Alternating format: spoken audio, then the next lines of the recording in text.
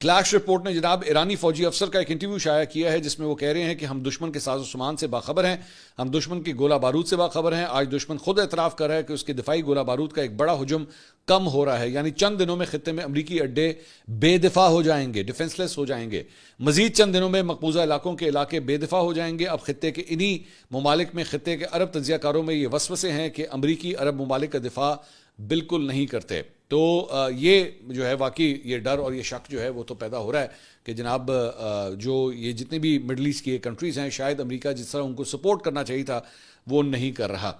इसके अलावा जनाब एक और ख़बर जो है वो ये आई है कि एयर फ्रांस की एक वैक्यूएशन फ़्लाइट जो है मुत्तहिदा अरब अमारात से जो है वो फ्लाई की थी, वहाँ से अपने शहरियों को लेके जो है वो उड़ी थी, लेकिन उसको बाद मिड एयर जो है वो वापस आ गई क्योंकि उसके रेडार के ऊपर ये आया कि जनाब मिसाइल जो हैं वो उसकी तरफ आ रहे हैं।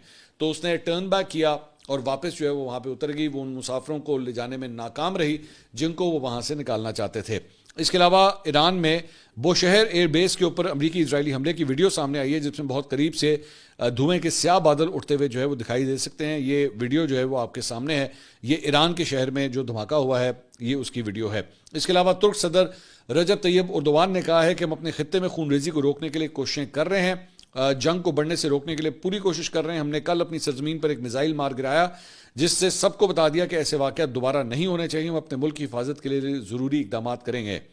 इससे पहले अंकारा में तुर्क फौजियों के एजाज़ में मुनक़दा इफ्तार डिनर से खिताब करते हुए उर्दवान ने वाज़े किया कि तुर्की अपनी सरहदों और कौम के तहफ़्फ़ुज़ के लिए मुकम्मल तौर पर तैयार है। उन्होंने अपने खिताब में इंकशाफ किया कि ईरानी हमलों का जवाब देने और खित्ते की सूरत हाल पर काबू पाने के लिए नेटो इत्तेहादियों के साथ तफसीली मुशावरत की गई है और उनके मुशावरत से फौरी तौर पर तमाम ज़रूरी दिफाई इक़दाम जो हैं वो उठाए जा चुके हैं। इसके अलावा आज़रबाईजान के सदर ने ईरान से ड्रोन हमले पर माफ़ी मांगने और जिम्मेदारों के तयन का मुतालबा किया। उन्होंने कहा कि जनाब ईरान जो है वो हमारे ऊपर जो